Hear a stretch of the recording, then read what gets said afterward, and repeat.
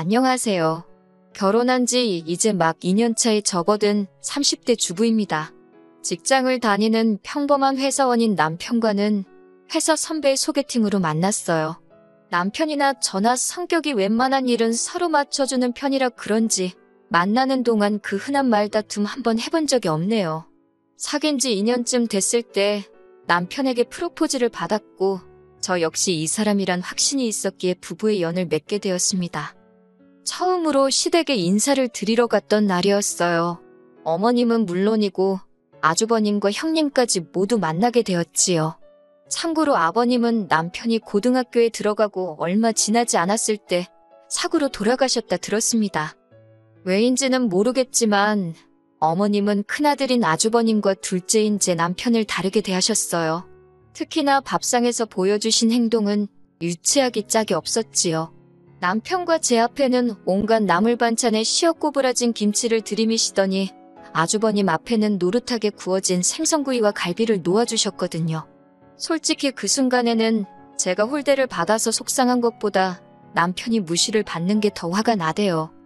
결혼 준비의 경우 어머님은 처음부터 당신이 살고 계신 집 한 채가 재산의 전부라 못 도와주신다 못을 박으신 상태였기에 기대가 없었습니다. 반면에 저희 부모님은 여유가 있으신 편이었기에 5천을 보태주셨지요. 그 덕분에 저희 둘이 모은 돈 1억 7천에 5천, 그리고 대출까지 받아서 수도권에 있는 작은 아파트를 하나 샀어요. 집 이야기가 나와서 말이지만 요새 소위 영끌이라고 하잖아요. 저희도 처음엔 어떻게든 최대한 대출을 받아보려고 했어요. 나중에 태어날 아이를 위해서라도 서울에 자리를 잡고 싶었거든요. 하지만 당장 저희 둘이 잘 벌고 있긴 했어도 대출이자도 무시할 게 못 되고 여러 가지 여건상 영끌은 할 형편이 못 되었습니다. 그래서 어머님께 조금이라도 도와주실 수 없는지 정말 간곡하게 여쭤보았어요. 하지만 어머님께서는 그 돈은 임자가 따로 있다며 안 된다 하시대요. 그리고 얼마 후 생각지도 못한 이야기를 듣게 되었습니다. 어머님이 집을 팔고 아주버님네로 들어가시기로 했대요. 집 판 돈은 다 아주버님에게 주시기로 했고요. 제가 이 이야기를 듣게 된 건 바로 형님을 통해서였습니다. 제가 아주버님이란 인간은 어머님 때문에도 그렇고 별로 좋아하지 않아요. 나이냐고 겨우 2살 차이 나면서 어지간히 윗사람 행세를 해대거든요. 누가 보면 아주버님이 아니라 아주 시아버지가 따로 없을 만큼이요. 하지만 형님은 사람이 순하고 따뜻합니다. 처음 시집오고 돌아온 제 생일에 남편을 제외하고 시댁 식구들 사이에서 유일하게 축하한다 연락을 해준 사람이기도 하고 그래서인지 형님하고는 가끔 커피 한 잔도 같이 마실 만큼 좋은 사이를 유지하고 있어요. 그런 형님이 울면서 전화를 걸어왔으니 제가 얼마나 놀랬는지 모릅니다. 형님은 세상에 이런 법이 어디 있냐면서 아주버님과 어머님 이야기를 시작했습니다. 듣자 하니 제가 다 어이가 없더라고요. 형님이 급한 일로 3일 동안 집을 비웠는데 그 사이에 아주버님과 어머님이 한마디로 작당 모의를 했다대요. 며칠 날 이사 오겠다며 아주 통보식으로 전해왔다고요. 저는 그래도 어머님이 아파트 팔면 그 돈 다 아주버님 주시는 거 아니겠냐며 좋으시겠다 했어요. 그러자 형님이 다시 하는 말이 제가 뭘 몰라서 하는 소리랍니다. 어머님 아파트 그거 지금 2억도 안 가는데 그나마도 근저당 잡힌 게 1억은 될 거라며 그러니 그 아파트 팔아서 대출 받고 어쩌고 하면 막말로 물려받을 것도 얼마 없는데 너무 속상하다고요. 제가 달리해줄 말은 없었지만 오죽하면 같은 며느리인 저를 붙잡고 하소연을 하나 싶어서 안쓰러웠네요. 그리고 그날 밤 퇴근한 남편의 표정 또한 영 밝지가 않았습니다. 처음엔 회사에서 무슨 일이라도 있었나 싶어서 왜 그러냐 물었더니 남편이 정말 자기 어머니지만 너무한다며 분통을 터뜨리더라고요. 말이 나왔으니 말이지만 저도 남편도 사람인데 서운함이 왜 없었겠어요? 저희 결혼할 때는 땡전 한 푼 못 해준다 하신 것도 서운한데 갑자기 무슨 바람이 불어 아주버님 댁에 들어가시겠다 한 건지 형님 말로는 물려받게 될 돈 그거 얼마 되지도 않는다고 하지만 그거야 사실인지 아닌지 저희가 알 수도 없는 일이고 여러 가지 생각에 머리가 복잡하대요. 그렇게 어머님이 아주버님 댁으로 들어간 지 한 3달쯤 지났을 무렵이었습니다. 어머님 생신이라 아주버님 집에서 다 같이 식사를 했어요. 사실 주말이었으면 형님과 제가 같이 음식도 하고 그럴 수 있는데 어머님이 죽어도 당일날 축하를 받으셔야겠다고 고집을 피우셨거든요. 결국 저는 원래대로 출근을 했고 전업주부인 형님 혼자서 아침부터 음식하느라 고생 꽤나 했지요. 뿐만 아니라 식사를 하는 내내 어머님께서는 형님을 아주 쥐잡듯 잡으셨습니다. 이거 가져와라 저거 가져와라. 아주 종도 저런 종이 없다 싶더라니까요. 어찌저찌 식사가 끝나고 어머님과 아주버님은 당연하다는 듯 거실로 가더라고요. 그 와중에 그래도 저희 남편은 자기가 설거지를 할 테니 저와 형님에게 쉬라고 하대요. 하지만 저는 형님이 어떻게 지내는지 듣고 싶기도 해서 제가 형님이랑 같이 설거지를 할 테니 당신이 거실에 가 있으라 했습니다. 형님도 하는 말이 저쪽 사람들하고 있느니 설거지가 훨씬 마음 편하다며 이런저런 이야기를 나누다 언뜻 보니 형님이 우는 것 같았어요. 그래서 괜찮냐고 물었더니 오늘로 이 짓거리도 끝이래요. 그게 무슨 소리냐니까 그런 게 있다면서 저더러 자기처럼 살지 말라대요. 그리고 얼마 후 집안이 발칵 뒤집어졌습니다. 형님이 편지 한 장 남겨놓고 집을 나간 거예요. 저도 남편을 통해 전해 들어서 정확한 내용은 모르지만 한마디로 어머님 때문에 못 살겠다. 이혼해줄 거 아니면 찾지 마라 그랬다고요. 그런데 어처구니가 없게도 아주버님은 형님을 잡기는커녕 그깟 이혼해주면 그만 아니냐고 해준다 그랬답니다. 그리고 어머님도 집값 거 없으면 집안이 어떻게 되는 줄 아냐면서 아주 삭수가 노랗다며 잘됐다고 내쫓아버리라고 그러셨다나요? 그렇게 아주버님과 형님은 정말 2달도 안 걸려서 남남이 되었습니다. 하지만 아주버님과 어머님의 동거 생활은 오래 가지 못했습니다. 제 추측이지만 며느리가 해주는 밥 드시고 편하게 살려고 학가를 하신 건데 갑자기 아들 밥 해먹이고 빨래해주고 하려니 얼마나 짜증이 나셨겠어요? 그 연세에 다 큰 아들 뒤치다거리나 하게 될 줄은 모르셨겠지요.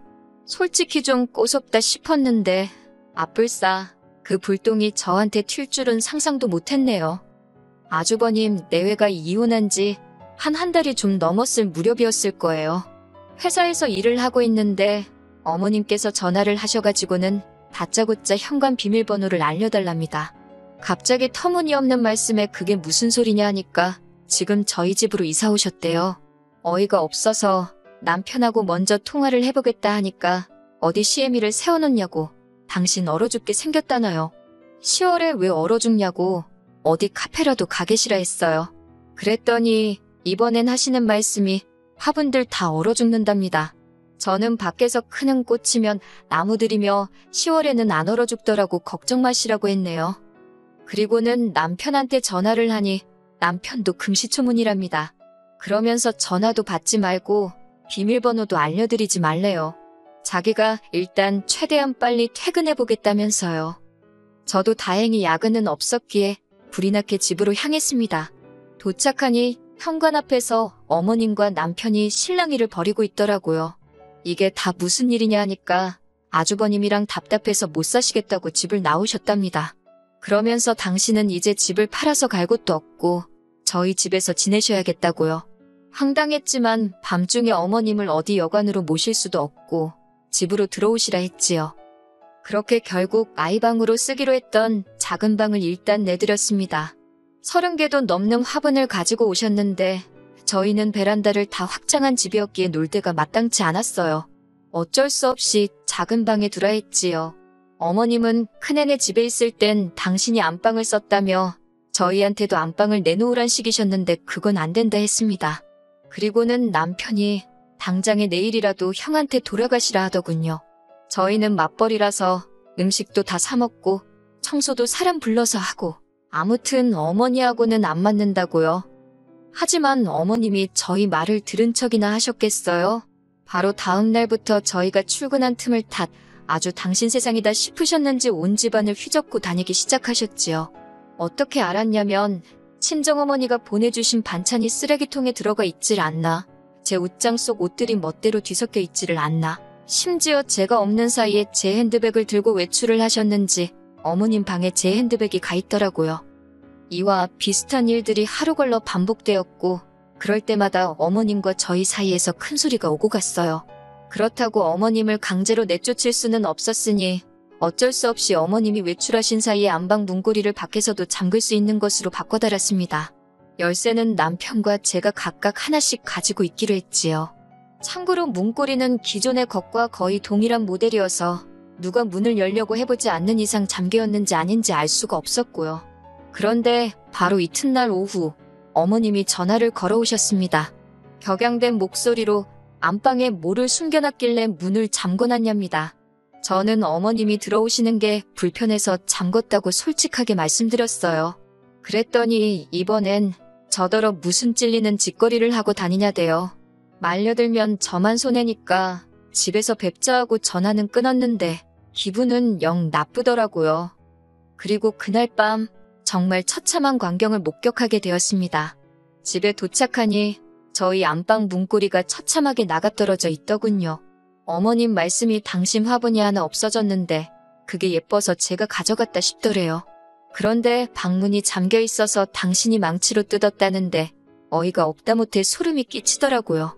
그리고는 급기야 그러니까 왜 사람 갑갑하게 안방문을 잠그고 다니냐고 소리를 지르셨어요.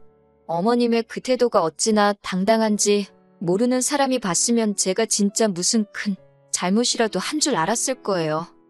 그리고 곧이어 퇴근한 남편이 들어왔습니다. 제가 떨어져 나간 안방 문고리를 보여주면서 남편에게 하소연을 하니 어머님이 저더러 웃기는 X라면서 시애미가 안방에서 뭐라도 훔쳐갈까봐 잠궜냐는 식으로 저를 정말 천하의 나쁜 X로 몰아가시더라고요. 그러자 남편이 내가 잠그자고 한 거라며 우리끼리 잘 살고 있는데 갑자기 나타나서는 왜 이 분란을 만드냐고 어머님께 악을 쓰더라고요. 형네 이혼시킨 것도 부족해서 나까지 이혼시켜야 직성이 풀리겠냐고. 그러자 어머님이 남편더러 여자에 환장했냐고 악을 쓰시는데 남편이 어머님을 거의 끌고 나가더라고요. 놀란 제가 뒤쫓아 나가는데 남편이 끌고 나간 어머님을 그대로 차에 태우더니 아주버님네 모셔다 드린다 하대요. 그렇게 좋아하는 큰아들한테 가서 살라고 둘째인 자기는 죽었다 생각하라면서요. 놀란 저도 차에 올라탔습니다. 어머님은 아주버님네로 향하는 내내 저희한테 욕을 하시다가 또 눈물을 쥐어짜내시다가 아주 난리도 이런 난리가 없었습니다. 그런데 저희 남편은 그런 어머님을 보고도 꿈쩍도 안 하더라고요. 아주버님네 도착해서는 차에서 내리지 않고 버티는 어머님을 강제로 들어옮기다시피 했지요. 결국 그렇게 어머님은 다시 아주버님네로 돌아가셨습니다. 집에 도착한 남편이 현관 비밀번호도 바꿔버리더니 내일 사람 불러서 화분도 다 그 집에 보낼 거라며 저더러 더는 마음 쓰지 말랍니다. 이런 꼴을 보게 해서 미안하다며 앞으로 자기는 가족은 없는 셈치고 저 하나만 보고 살 거라며 저한테도 그래달라 하대요. 그리고 며칠 뒤 아주버님한테 연락이 왔습니다. 한다는 소리가 형님이 너무 그리워서 그런다며 그래도 형님하고 저는 사이가 좋지 않았냐고 혹시 지금 형님이 어디 있는지 아냐입니다. 알지도 못했고 안다고 해도 제가 미쳤다고 그걸 알려주겠어요? 저는 형님이 보고 싶은 게 아니라 일할 사람이 필요한 거 아니냐며 불쌍한 형님 그만 찾으시라고 어머님하고 두 분이 잘 지내시라 소리를 질렀습니다. 아주버님이 저더러 어머님 안부는 궁금하지 않냐길래 그렇게 아끼는 큰아들하고 같이 계신데 얼마나 좋으시겠냐며 잘 계실 거라 믿는다 했지요. 솔직히 이 이후로 남편 속이 말이 아닐 거예요. 하지만 남편에겐 미안하지만 제가 섣불리 나서서 효도한답시고 어머님을 모실 수는 없을 것 같네요. 저는 그저 남편과 단둘이 행복하게 살고 싶은 마음뿐입니다.